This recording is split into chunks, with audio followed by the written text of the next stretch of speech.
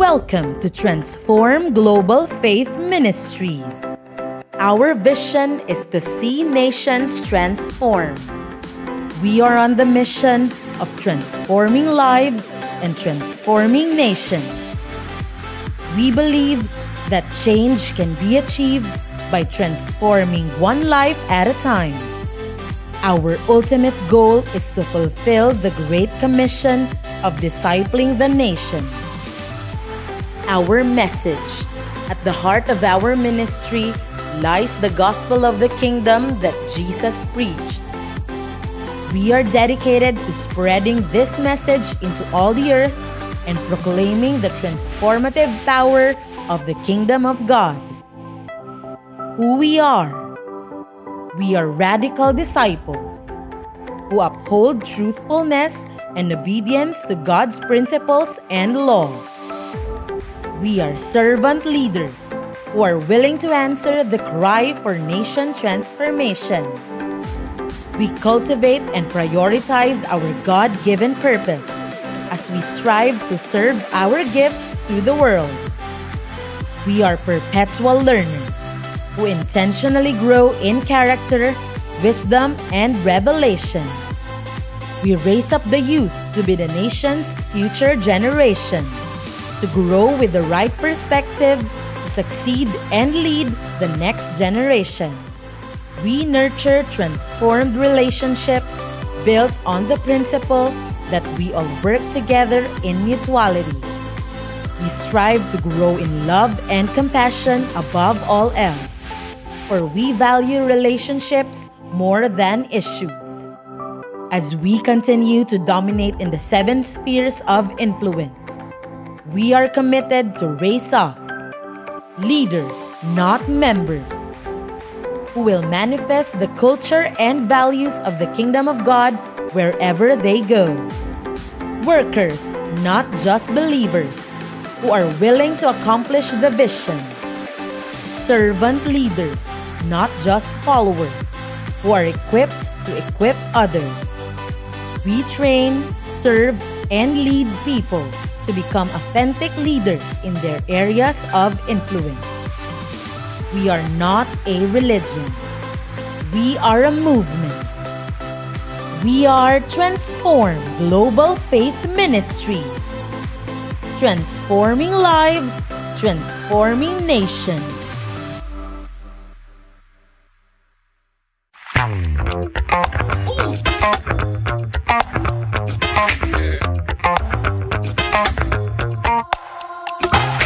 Nagbabago man ang panahon, ug bisan asa pa ka sa dakbayan, nagbabaga pa rin ang mga balita. Here at TBN News.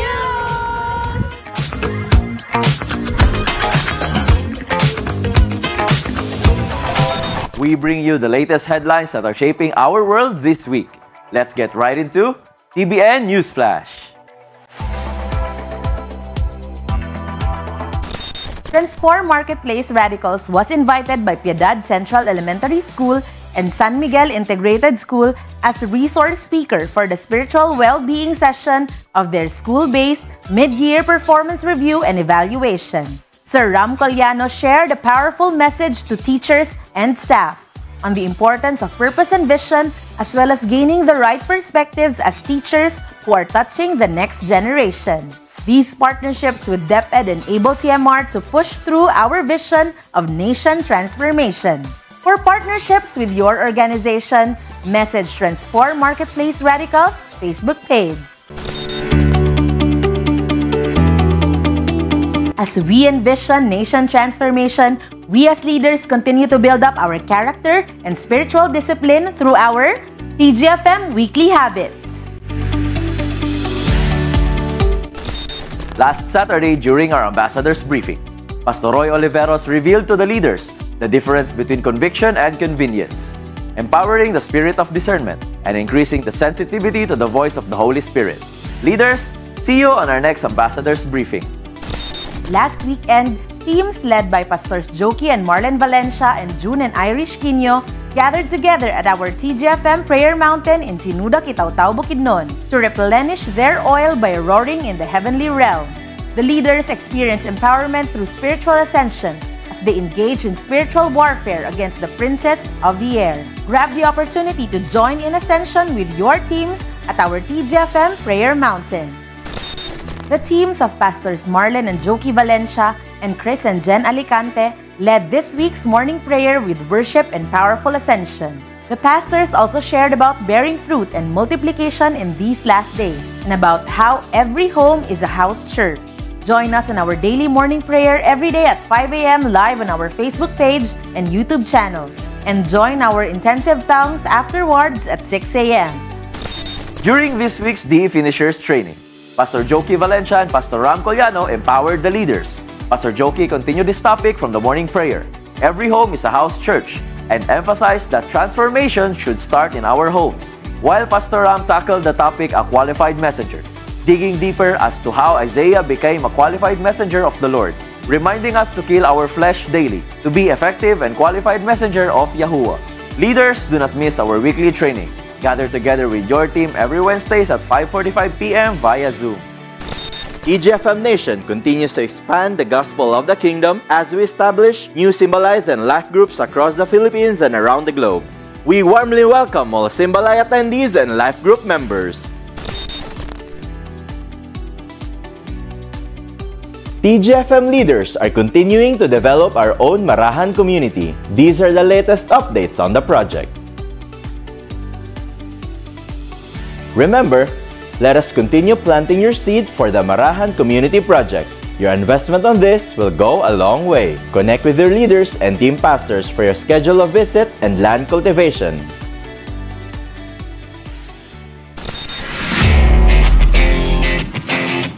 Get set for an exciting lineup of events. Stay tuned as we reveal what's coming soon. We all want to succeed in life, but most often than not, we do not know how to make things happen. With LifeHacks Beyond, get to discover and develop your true purpose and potential. The keys to becoming successful in life. Sign up now. Enrollment is now open for LifeHacks Beyond Training Batch 6.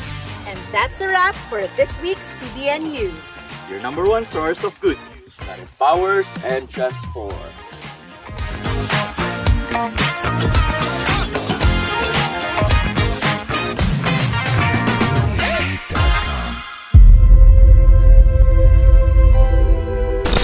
Perfect day, TGFM Nation.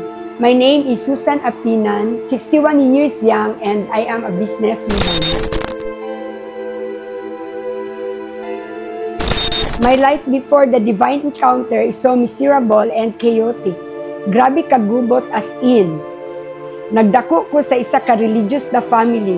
Akong mama is PSK sa kapilya for 25 years.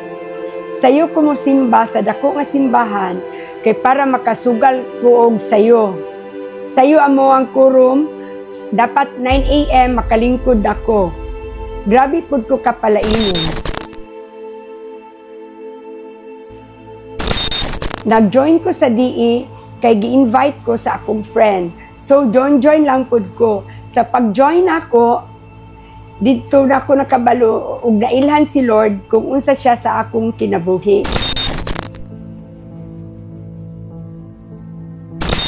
My most extraordinary experience is during the Father's Love. Nag-speak si Lord sa ako, tarungon ako akong kinabuhi, kay badungon jud ko sa akong pagkasugarol, pagkamaldita, pagkapalaaway.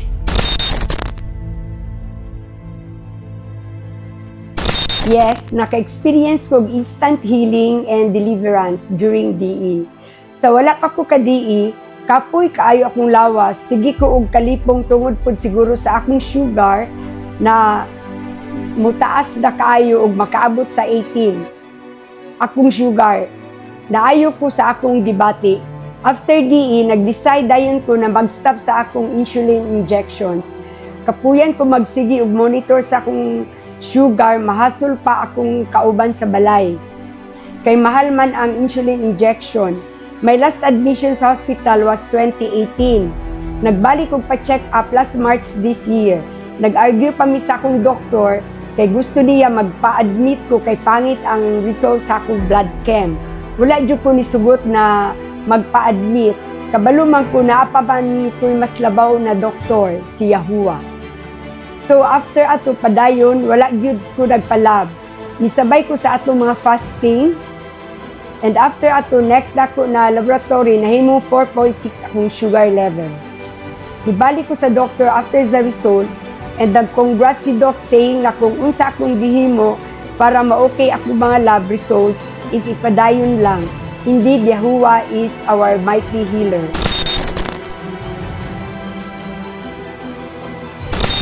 In 2019, dili na dyan ko ino na magsugal. Kuan bi ako kanang bar girl. Hili kog nightlife. Nawala gid siya. Aside sa mga personal changes na nakita nako sa kuang sarili, ako asa dadala akong anak kong igsuon sa divine encounter para sila pod maka-experience sa transformation na ako ang na-experience. Nasad ko ginasimbalay karon para sila pod makabaton sa amazing na encounter with the Lord. Indeed, kung sa una busy ko og laag, sugal, nightclubbing ug uban pang worldly na mga butang, karon busy nako sa akong assignment from the Lord. Again, I am Susan Apinan, radically transformed through the divine encounter. TGFM Nation, get your hearts ready to worship and praise our King Jesus. In the book of Psalms, it says, "Everyone will share the story of your wonderful goodness. They will sing with joy about your righteousness." Let us all stand and thank the Lord for His wonderful goodness as we worship the King of Kings. I searched the world, but it couldn't fill me. Maps empty praise and treasures of fame are never enough. Then you came along and put me back together. And every desire is now satisfied here in your love. Hey. Oh, there's nothing better than you. There's nothing better than you. Lord, there's nothing. Nothing is better than you. Oh. Yes, I know it's true.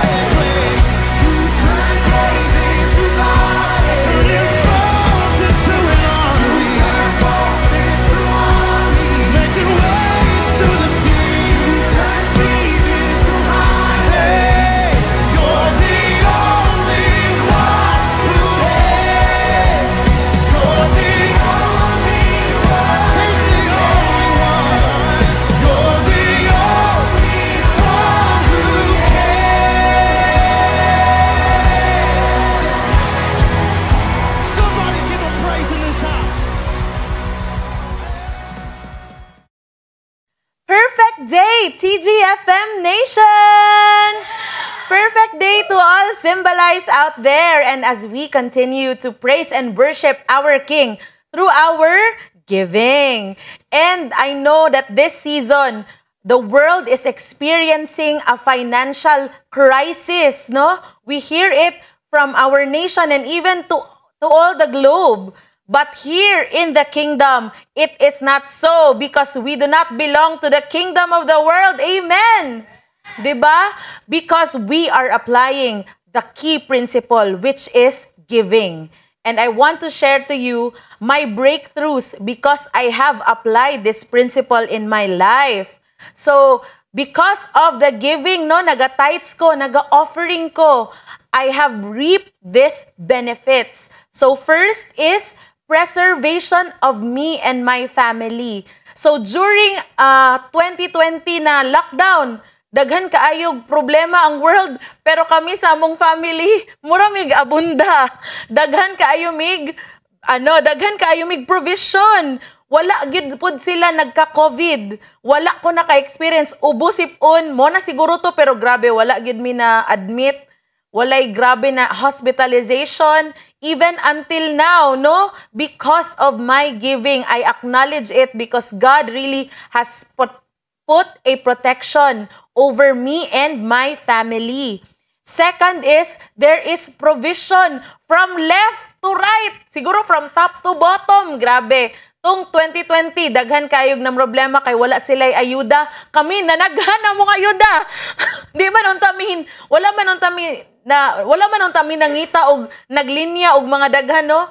Pero because of ang akong giving, daghan kayo mig na-apply na principles even, no, na nag-multiply ang among mga resources na even katong gipakita na picture kaganiha na ang amuang mga tanom among gipang barter para daghan jud kaayo mig supplies of kape, gatas, grabe gyud. Napanay Milo, wala lang na-appeal sa picture.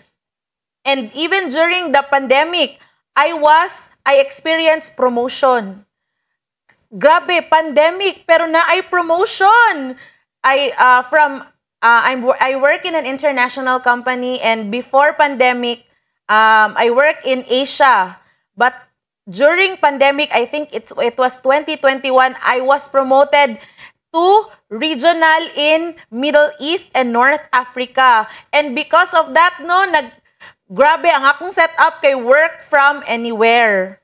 So because of that, daghan kog makauban jud ko maski asa dalon mi ni Pastor Roy Paz, volunteer maski asa gyud. And since na ay promotion na increase sa sweldo, and that is because of my giving. I am consistent. No, kung mulaag mi Paz, muuban mi.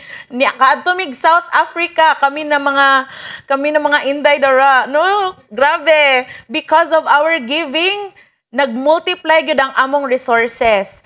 And even na-experience po namo ni Ma'am Desiree sa last week, no, nakaadto mi og Dubai, naka-drop off mi Dubai without money, without giving out cash, because naalang ko'y connections. And kabalo jud ko, I recognize it that God has really ordained me to be in that place because of my giving. So, di ba, nag-multiply imong giving ang akong giving. And number 4, fourth benefit is I have wisdom on handling my finances. So, because of my giving, nag-multiply siya na ako'y car. During the pandemic, wala ko'y problema even until now. No, naka twice upgrade na ko from my kotse before, naka-try na ko og pick up. And then, currently, my car is Mitsubishi Expander. And then, naka-invest pud kog yuta sa Tambobong. So that mas mag-multiply pag yun ang atong finances, di ba?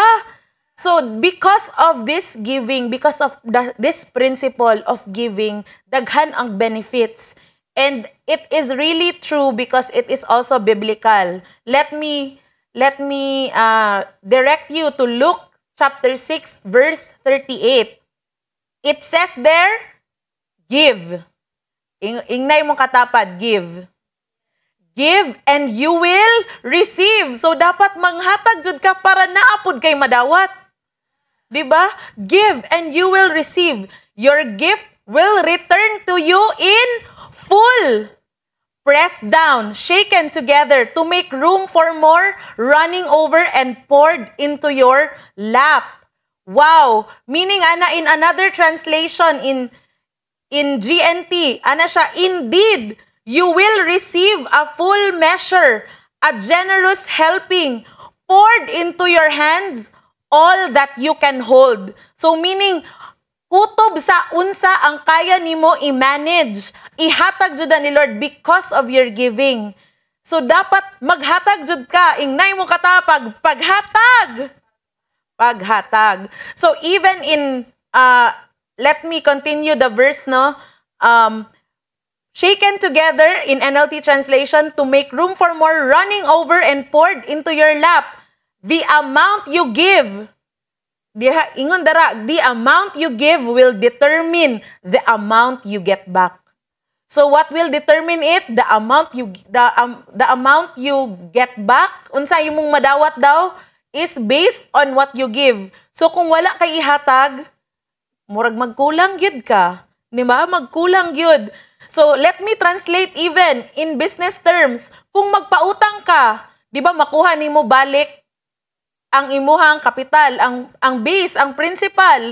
Pero pag magpautang ka, di ba, na ay interest. So ingana ang giving sa kingdom. Pag naghatag ka, ang balik ni Lord with interest. Wow!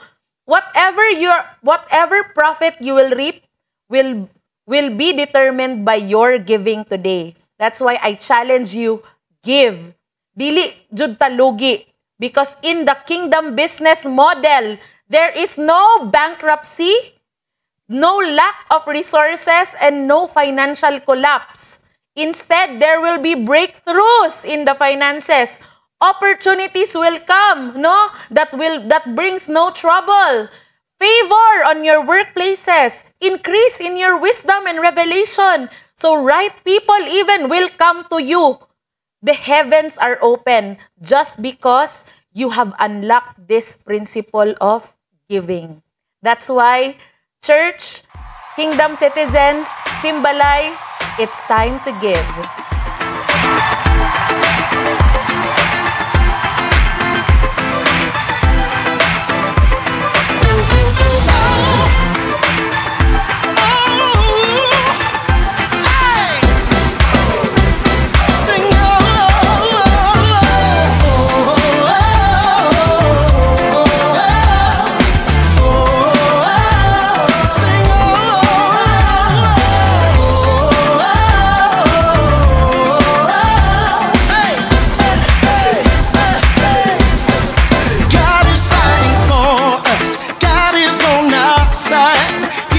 Overcome, yes, He is overcome. We will not be shaken, we will not be moved. Jesus, you are here. Oh, carrying our burdens, covering our shame. He is overcome, yes, He is overcome. We will not be shaken, we will not be moved. Jesus, you are here.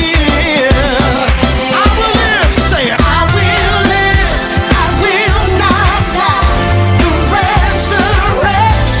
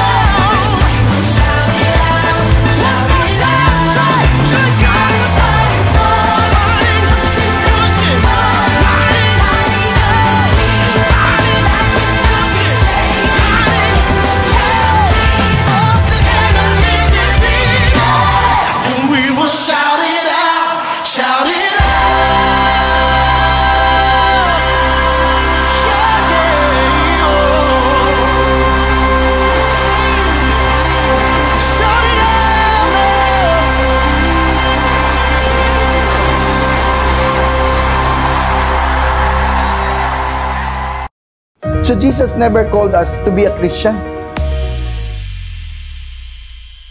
No wonder Jesus is known to be the friend of sinners. Kasi nga, yung good news niya, hindi para sa mga religious. Yung good news niya, para sa lahat. Especially those who are guilty, those who are rejected, those who long to do something, because that's for everyone except for the religious. Remember when Jesus called Matthew the tax collector, if you remember. Later, Matthew invited Jesus and his disciples to his home as dinner guests, along with many tax collectors and other disreputable sinners. These Pharisees asked his disciples, "Why does your teacher eat with such scum?" But when Jesus heard this, he said, "Healthy people don't need doctor, sick people do." Then he added, "Now go and learn the meaning of this scripture. I want you to show mercy, not offer sacrifices. For I have come to call not those who think they are righteous, but those who know they are sinners." Jesus came, introduced to them the good news of the kingdom to those who know they are sinners. So, the kingdom of God is for the hungry and thirsty for God. But you know what? The religious that Jesus hated and called hypocrites are those who claim to know God. They know God, but their lives are not aligned to what God wants them to become. Kaya, baguhin natin. So Jesus never called us to be a Christian. Jesus said, if you want to follow me, and deny yourself and take up your cross. Hindi niya sinabi, if you want to follow me, be a Christian. His purpose in creating mankind was to extend His invisible rulership to the visible world. God wanted to extend His heavenly country to our earthly territory because we are the ones assigned here on earth. So God's desire was to establish on earth a colony of heaven through you and through me. For this is what the Lord says. He who created the heaven, He is God. He who fashioned and made the earth, He founded it. He did not create it to be what? Empty, but form it to be inhabited. So the purpose why He created mankind is for us to inhabit the earth, but with the culture of heaven. So the concept of colonization is the most important component of a kingdom that we must understand, or else it will be impossible to fully grasp the essence of the entire message of the Bible. And I hope and I pray that you are listening to me today will be set free from that spirit of religion, because religion will actually hinder you from discovering who you are, will hinder you from knowing the purpose of the Lord for your life. It's only when you get to understand the kingdom narrative, the kingdom perspective, that you will get into who you should be.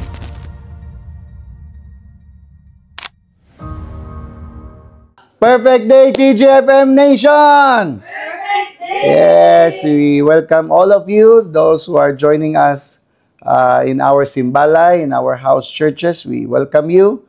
And for those who are first-timers, second-timers, and third-timers, we welcome you back.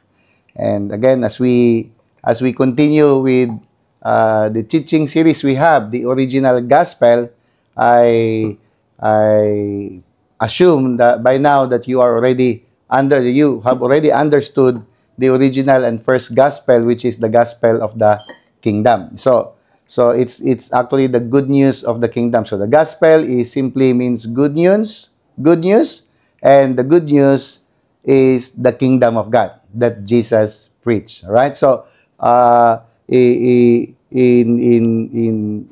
not actually the good news that most of the preachers or teachers today, that they usually use Jesus as the good news. Yes, Jesus is the good news. There's no question. But when it comes to teaching or when it comes to preaching to the people, we want to copy, we want to imitate Jesus, na yung kanyang first talaga and original na gospel na i-present niya is actually the good news of the kingdom of God. So it's never about Christian religion, right? So we know that Christianity has never been a gospel or a good news to the people.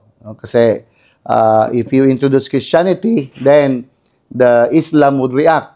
if you introduce Christianity, the Buddhists would react or other religions would react because Christianity in general is a religion. And Jesus never came to introduce another religion. That's why it is good news. So perhaps, probably, for those yung mga medyo believer na or meron ng mga understanding konti about Christianity, sa kanila probably it's a good news, no? Kasi especially sa mga old na, sa medyo matanda na, no? I've met some medyo mga well advanced na, no? They are already questioning their eternal destination after. So it's easier for the Christians to inform them or tell them that there's no other way, for them to have life. It's eternal life. So we will clarify that kasi again, for them it's good news, or for those who are sick, or especially for those who are dying, because the presentation, iba yung pagka-present natin. Normally, we present these things as the way to heaven. Kasi normally yun ang presentation natin. So sa mga matanda or sa mga may sakit na alam nila medyo then it's gonna be probably for them, because all of us wanted to go to heaven, then when you present it to them, that's gonna be good news for them. But there's a misconception on that, because the original text used is not really to go to heaven. If we will go back to the scriptures and present it as the scriptures had said, it doesn't work that way. Hindi ganun, no? Iba. Okay, tingnan natin kasi para maintindihan natin, especially if we will use the most famous verse. Sino nakaalala sa pinaka-famous na verse in the whole world? John chapter 3 verse 16. Let's look at this kasi tingnan natin kung may heaven ba dito. Andiyan ba tayo? Okay, let's look at John chapter 3 verse 16. Again, we are dealing with the good news of the kingdom. Okay? And it's not about Christianity. It's not about religion. Christianity as a religion, merong konting misconception or misunderstanding. Kasi nga, sa pag-present natin on how we had presented it to the people. Okay, let's look at this. John chapter 3 verse 16. For God so loved the world that He gave His only begotten Son, that whosoever believeth, believe in Him should not what? Perish, but have everlasting life. So if you carefully notice, check on that scripture, walang word na heaven. There's no heaven there. Are you there? I hope you are seeing this. No, the word everlasting life is not heaven.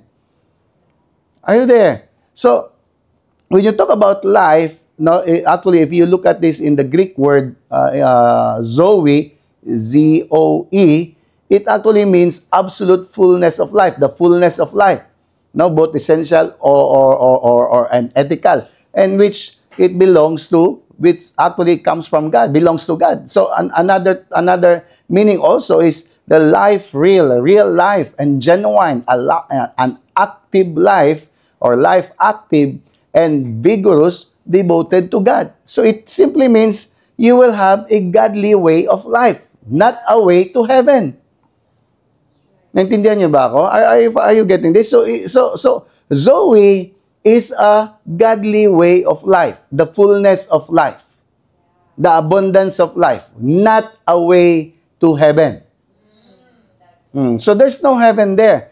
Well, when you have eternal life, again, automatically you will have life abundance or godly way of life. But when you talk about heaven, it's totally different. Di mo pwedeng sabihin that you will go to heaven. Are you there? Okay, ito pa. John chapter 14 verse 6. Okay, Jesus said, I am the way, the truth, and the life. Okay? No man come unto the Father but by so no man comes to heaven but comes unto the Father. I hope that's clear. Okay? No man comes to heaven. No man comes to the Father, not to heaven. We know, yes, we know that the Father is in heaven, but it doesn't say, come to the Father in heaven. It simply says, to the Father. To the Father. So, when you talk about come into or come unto, in Greek, actually, erkomai-pros. Erkomai-pros. Actually, ang pagka-pronounce. Erkomai-pros, it means to appear with. It's an advantage to make one's appearance or to come near toward. So, it's just saying that once you are in Christ, you believe in Christ because Christ is the way, the truth, and the life, you will have the advantage, you will have the privilege of access to the Father. Yeah. So, now you have now an access to the Father. It's not now that you will go to heaven because the Father is in heaven. So I hope it's clear, no? Kasi ayun nga, ang gusto natin ma-expose dito is yung misconception ba? No? It's not about heaven, but to the Father. When Jesus claims the only way to the Father, the only way to the Father, and the Father, yes, is in heaven, but the statement of the Lord here is this is the only way for you to have relationship with the Father, with God now as your Father. Are you following? So, kung wala ka kay Christ, ibig sabihin, if you are not in Christ, okay? If you are not, well, you deal with God, you go directly to God as God. Yeah. Not as the Father. Yeah. Because in Christ, you go directly, you have access to God, but as a Father. So that's the difference. So if the question, may mga question, no, you can encounter so many questions that is it Jesus the only way to God?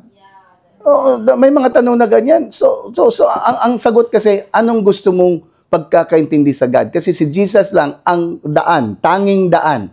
Siya lang yung daan papunta to the Father. To God the Father. So, He is the way to God the Father. Yeah. But all people has access to God, but not as a Father. I hope that's clear. That's clear. Okay? So when you ask, siya lang ba talagang daan para sa... Yes, siya lang. As a Father. That you can relate to God as the Father. But all people, all religions can have access to God. No question about that. Okay? So when you want to know about that, and then I think you better go through the process, yung aming divine encounter. Kasi before you will go through divine encounter, you will learn more of the understanding about salvation. Because, you know, when you talk about salvation, it's never about heaven. Are you there? So, mag-sign in ka. No? You need to sign in for divine encounter para malamdagan ka. Ang tawag yan? Maliwanagan tayo, no? So, kung ano ang katotohanan. Remember this. Christianity as a religion is itself a product of misunderstanding. I want to post in that statement.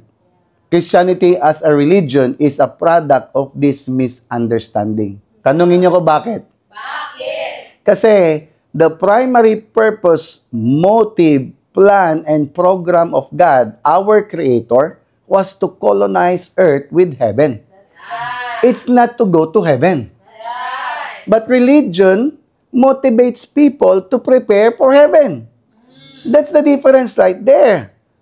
So that's what religion does. Religion would always motivate people to prepare for heaven. If we need to prepare, I think we need to prepare for earth because this is our assignment. So let's look at this particular verse in the scriptures, okay, where God is saying that the intent, about the intent of His creation. Tingnan natin to. Na-quote ko na to last week pero hindi ko masyado na-emphasize. But I want to emphasize this one. Okay, Isaiah 45 verse 18. It says here, for thus says the Lord. Sino may sabi? The Lord that created the heavens, God Himself that formed the earth and made it. And then, may semicolon dyan, sabi dyan, He had established it. He created it not in vain. Ano ang na-create niya? Heaven and earth. And ang inano niya dito is ang earth. Okay? In-emphasize siya dito is ang earth. He had established it and created it not in vain. In fact, sabi niya ito, He formed it to be what? Inhabited. I am the Lord and there is none else. So God is simply saying, I, the Lord, who created the heavens and the earth, formed the earth and made it to be empty. Made it not to be empty. Made it not to be empty, but to be what? Inhabited.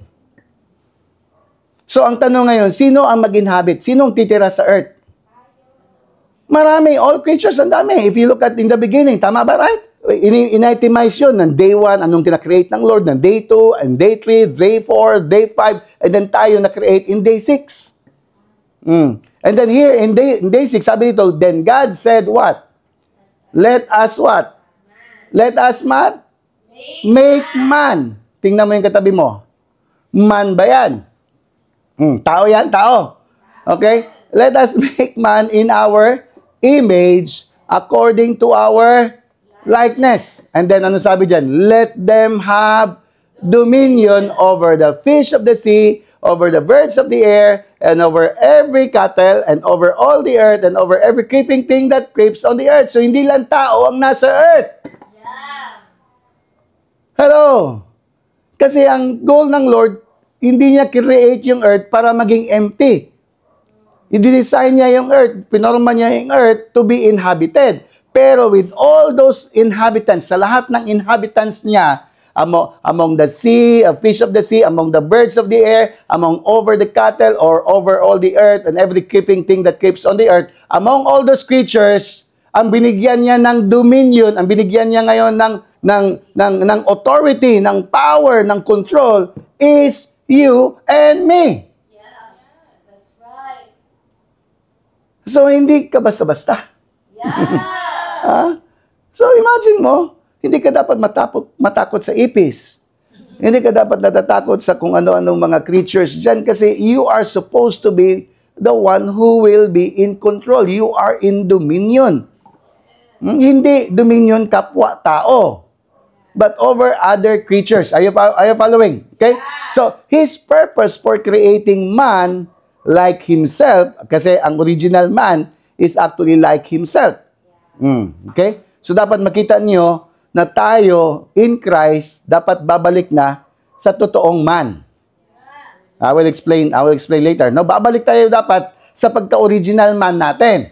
Kasi yung purpose niya sa pag-create sa atin is to what? Colonize earth to make it just like heaven. That's right. So that's always been the plan and the purpose of God, our Yahuwah. No, it never changed. Hindi nagbabago. Sabihin mo sa katabi mo, hindi nagbabago yan. Binago lang yan ng pagka-present ng mga religious. Pero hindi nagbago yan. It's still written in the scriptures. Yan pa rin ang nakasulat at walang nabago dyan. So although, okay, alam natin to, Adam failed. No, na-fail niya he failed to fulfill the assignment that God has entrusted to him. Yet, the purpose remained. Andyan ba tayo? So, hindi naman nawala ang purpose. Andyan pa rin. And that's the reason why Jesus Christ came back. Okay? Came actually after 4,000 years. Okay? So, though the original plan was hijacked by Satan, but the second man, or the second Adam, which is Jesus, Yahusha, came to bring it back and had successfully restored mankind to his original state as the man with dominion assignment. Yan ang good news na bitbit ni Lord. Sabi niya, mag-repent kayo, mag-change kayo ng mentality. This is not religion. I am coming to present you back to your original purpose, to your original intent. It's not to give you a set of rules and regulations that you need to do this, and this is what the religion does. No, no, no. I want you to know that I'm here because I am the one who will finish what the Lord had started. Para lahat kayo makapag-function uli sa original design sa atin ng ating Panginoon. So, kailangan mo magising. Sabihin mo sa kanya, wake up! Come on! Baka nantok na yan. Wake up! Sabihin mo sa kanya, wake up. It's time to change our mentality. It's time to change our perspective towards heaven.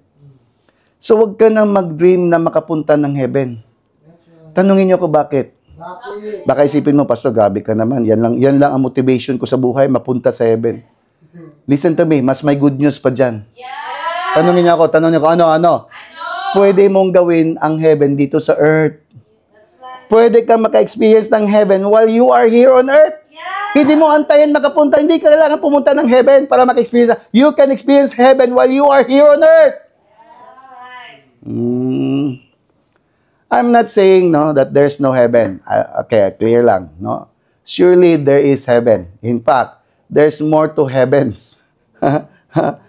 But we were not told to dream of going there. We were not instructed to dream or to think about heaven. In fact, kasi ang totoo talaga, the reality, we are mandated to bring heaven here on the earth. Yan ang totoo. Nabitbitin natin, dalhin natin, we should bring down heaven here on the earth. Okay, let's look at this. Ito tinuro talaga sa atin to ni Lord, kung paano tayo mag-petition when we want to file a petition to the country where we are. We want the government of our country, the original country, the heaven, to happen here. That's what Jesus taught us. This is how you should pray. So ano sabi ni Lord? Matthew 6 verse 9. Okay, it says here, in this manner, therefore pray, our Father in heaven, hallowed be your name. So our Father where? In heaven. So ang tatay sa langit, nasa langit, ang ating our Elohim, our Jehovah is in heaven. No, and holy is your name. Hallowed be. I mean, worship over his name. And then ang goal natin is his kingdom come. Your kingdom come. Whose kingdom? God's kingdom. Saan? Come. Dito daw. Come. And your will. Kaninong will? Kay Lord. Kay God. Your will be done here on earth as it is in heaven. So, hindi ito dapat naging formula sa ating repetitive prayers. In fact, if you will read this in the earlier verse, in verse 8 and verse 7, sinabi talaga, don't be like the pagans who does babbling prayers, thinking that they will be heard because of that repetitive prayers. Hindi daw. No? Kasi before pa daw tayo mag-ask sa Father natin sa langit, alam na niya kung ano ang need natin. Andiyan ba tayo? So, Jesus had said, ask the Father in heaven for His will or for His kingdom and will to happen here on earth. Yan daw ang i-declare mo kasi yan ang will ng tatay natin sa langit. Hindi will ng Lord na maghingi-hingi ka kasi alam na niya kung anong gusto niya para sa'yo. Ang nangyari sa religion, anong ginawa ng religion? Ay, hingi tayo ng hingi.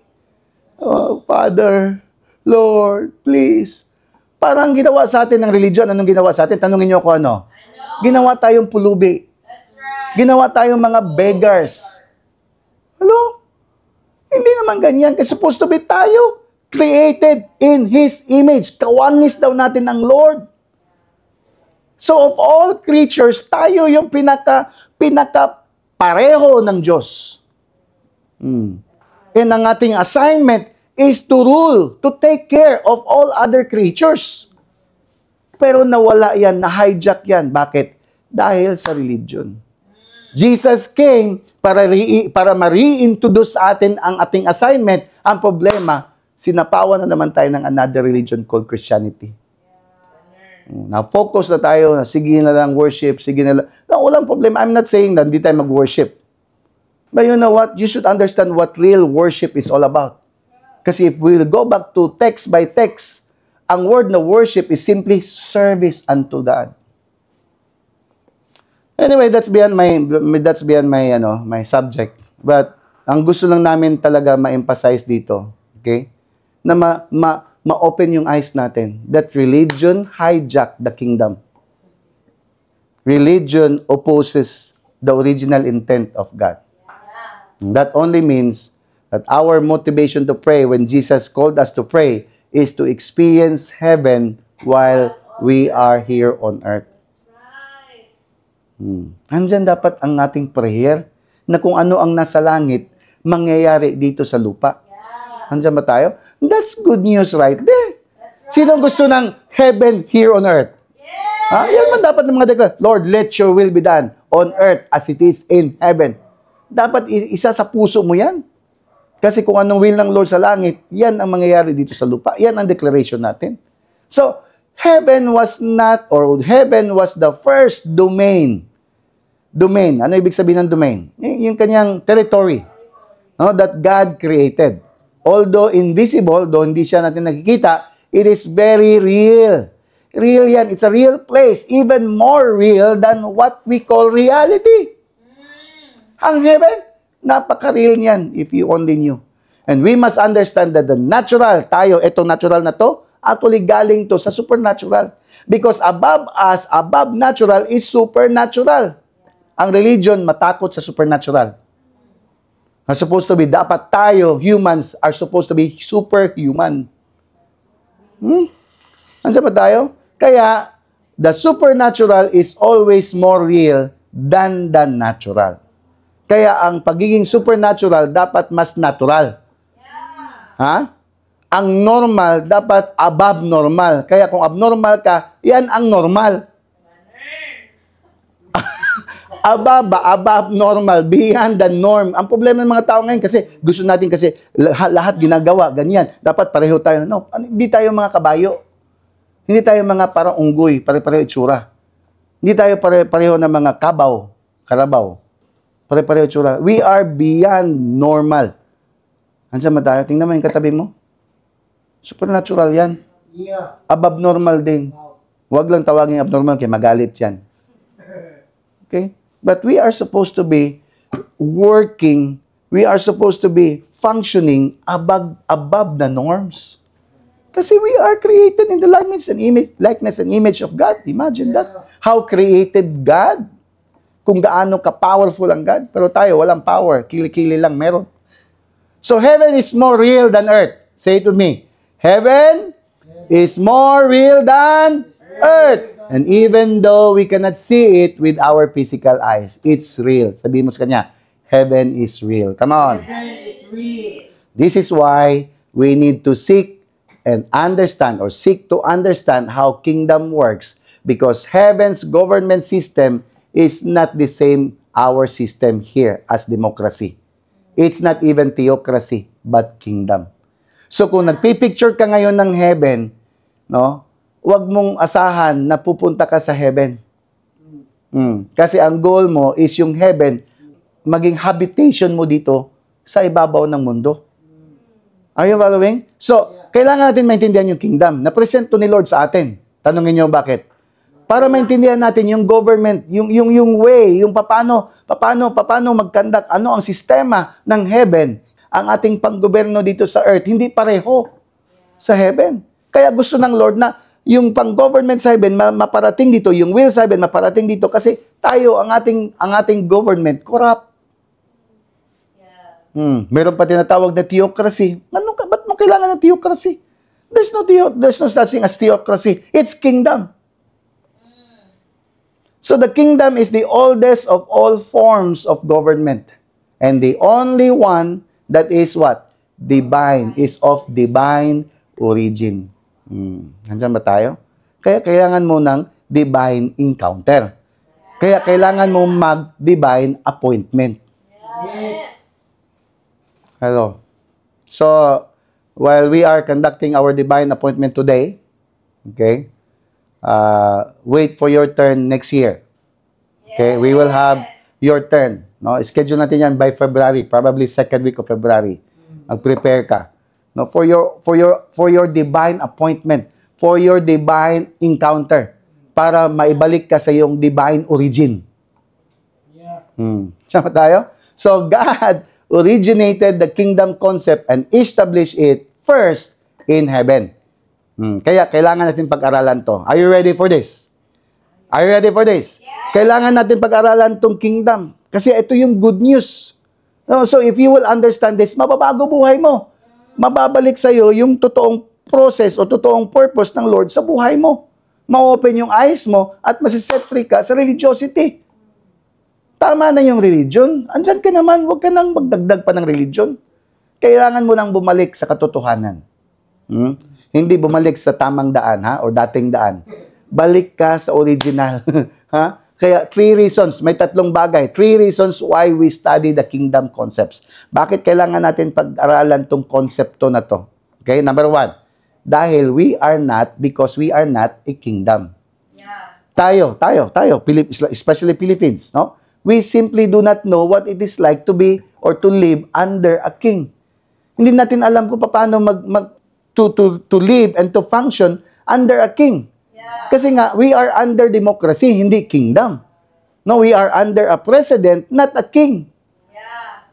Oh, okay. Tingnan mo yung legislation natin ngayon, no? O, pwede ba yung kumontra? Ang presidente, pwede mong kontrahin. Yeah. Pero ang king, kontrahin mo, di ba patay ka? Yan ang wala sa atin. Yeah. Tayo, ang presidente natin, binubutuhan natin para kung sino ilagay natin. Ang king, wala kang magawa. Inherited yan.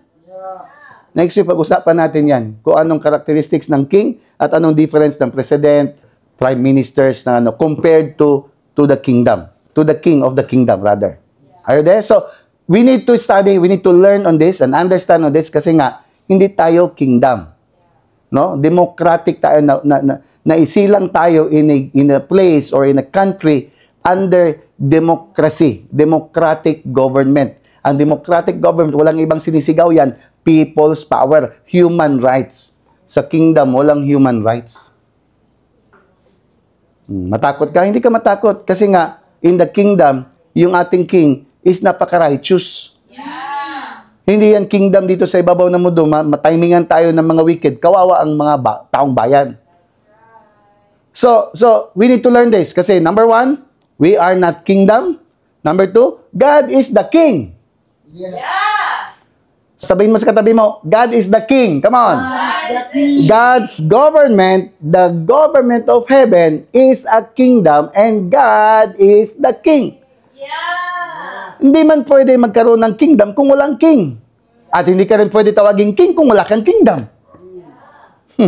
Andiyan ba tayo? So we need to talk about this, no? How God function as a king and how we should relate as people, as citizens to a kingdom government.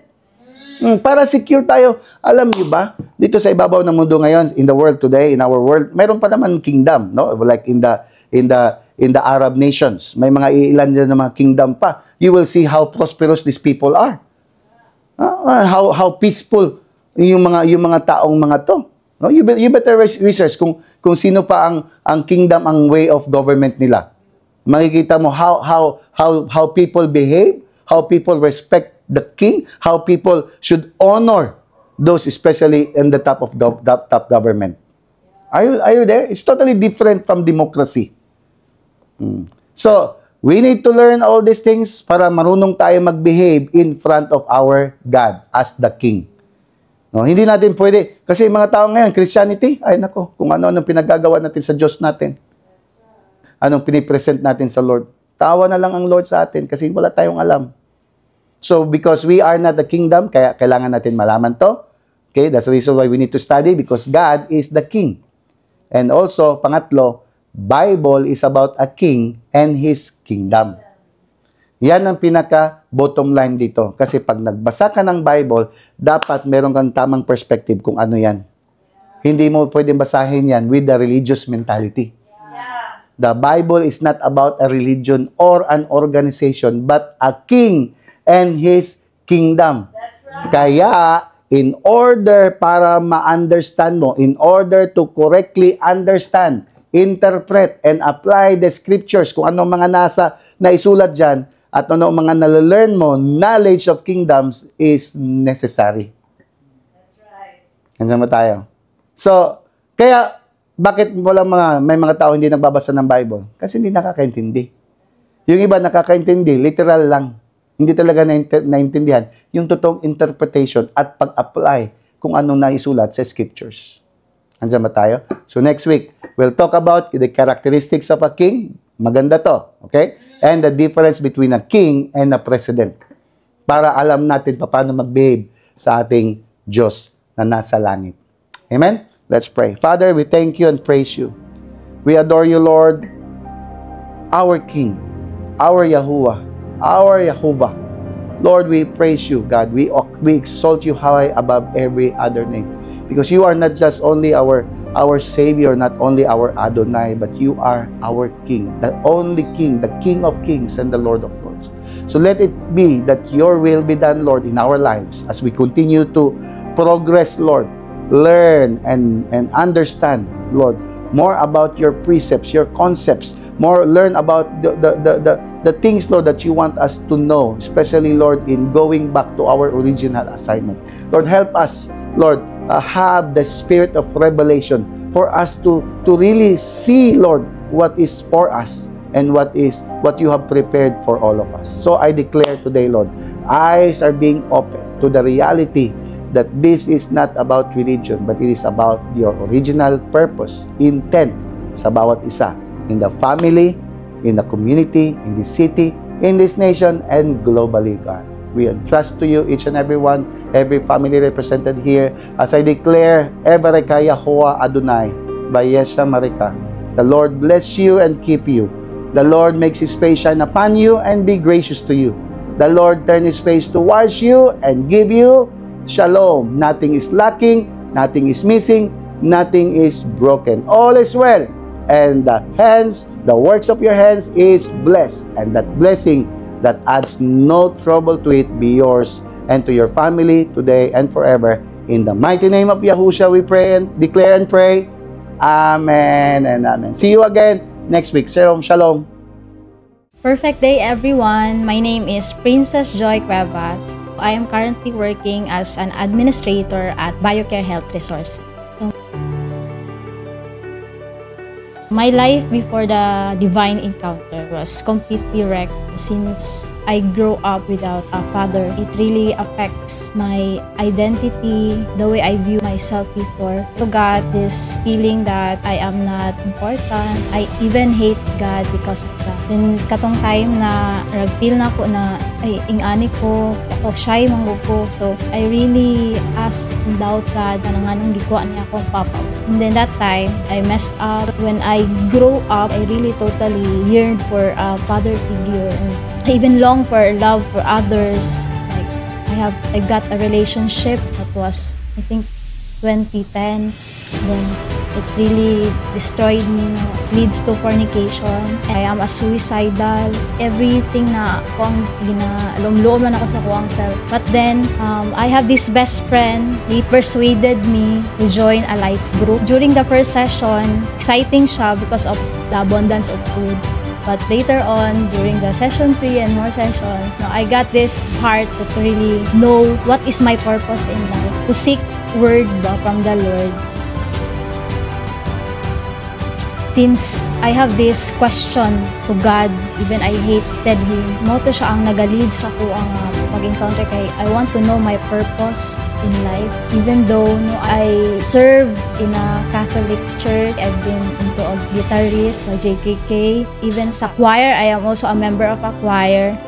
But then ended a double life, serving in front of people as if that I am innocent. But then pag nakatalikod na kay na-enjoy double life, I questioned myself ba na unsa man jud ako ang purpose diri ang ano ko naa diri. So since naka-join ko sa life group, mag-join ako sa life group dito na open ako ang mind. And then kanhapit na ang divine encounter ato. Nakuyawan ko kay naana mo ako na ma-expose ko na ako'y binuhatan ani. I abandoned my mga ginahimo ba kanang mawawala sa kuan. So I got scared, fearful. I cried even pagka ato na time na dili ko nag-ingon ko sa akong best friend na yes mag-go ko, pero deep inside in my heart dili ko gusto kay kanang katulagi ma-expose ko na ako nga ni something. But then when I fell asleep, God reminded me ba nag-dream ko about a book, and the book was open. And then pag open ako sa book, it is written there na you did not choose me, but I chose you and appointed you to go and bear fruit that will last. Then whatever you ask in my name, it will be given to you. And then I woke up, I saw during ato na time na nag-ask ko sa ako ang best friend kung unsa to siya nga word. Even one of the leaders po, I told them na mo ni ako ang dream, and then God is doing something daw sa ako ang life. So wala na ko'y duha-duha, nag-obey na ko sa iyang kung sa iyang giingon sa kuha, and then I got the encounter. My notable experience is that when I encountered the Lord, that was March 14 to 16. That was a 3-day encounter. When that is 2014. Ang promise jud na gi-claim ng kuno is that katong ingon si Lord na Matthew 6:33. To seek first the kingdom of God and His righteousness, and all these things shall be added unto you. So kato jud ang nag-struck sa ko, and then nag-ano po siya na I will never leave you nor forsake you, anak siya sa ko, but anak po siya, nag-remind siya sa ko about my identity ba na. Ako'y na-experience, and then grabe jud ang favor ni Lord after the divine encounter. During 2015, gi-restored back niya ang ako ang heart na makaskwela kay 4 years ko nag-stop of college, and then nag-work na ko sa printing press. Wala ko'y vision na ba na magbalik sa eskwela. Wala na ako siya gi-desire, but then God is really faithful. Gibalik niya ang vision ako to go back sa school na mag-eskwela. And then after ato kay I got a full scholarship from German scholars. I have a sponsor sa Germany. Tanan tuition fees na ko, as in tanan jud. Nakahuman kong eskwela, sila ang nagbayad for 4 years. And then one of the leaders here in our community open me og macro life group dira sa St. Peter College of Holy. After the divine encounter, grabe ang transformation jud. Sa una, grabe ko mamalikas. Mao jud na ang first nagiwala ni Lord sa ako. The way ko magstorya ba, because life is that is the tip of your tongue. So kailangan jud ka mag-speak of life. Ever since today, until today, wala na jud ko gaano. Mo jud na ang first nagiano ni Lord sa kuha. And then He renewed my mind. Ako ang perspective kay lagi ka nang nega kay ka ba? Kasi unsa ray mauna-hunaan. But then God renewed my mind, even restored niya ako ang identity. Ako ang perspective of how I view myself as a daughter, as a princess, His princess. Also, He restored my identity na siyempre boyish ko, from boyish to a lady. So, ang identities nawala na siya. But then, nabalik jud siya ato na during the divine encounter. Also, I thank God for the life of my ate Aileen. Last year, December, for almost ilan na ka-years na pray ba karon jud ang perfect time naka-encounter siya together with my two disciples. Once again, I am Princess Joy A. Cuevas, radically transformed through divine encounter.